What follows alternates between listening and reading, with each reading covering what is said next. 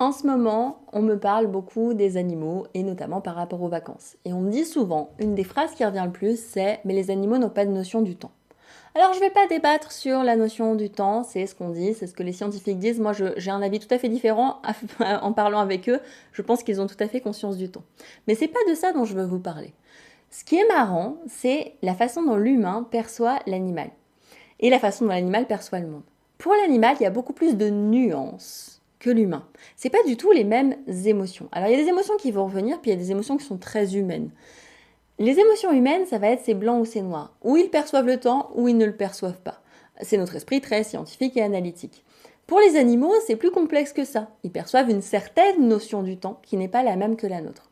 Et ça m'a questionné sur un truc philosophique. Je me suis dit, mais attends, si les humains sont toujours comme ça, eh bien, nous, on est blanc ou noir. Ou si ça n'est pas perçu de notre manière, alors ça veut dire que ils ne perçoivent pas. C'est un peu ça l'idée.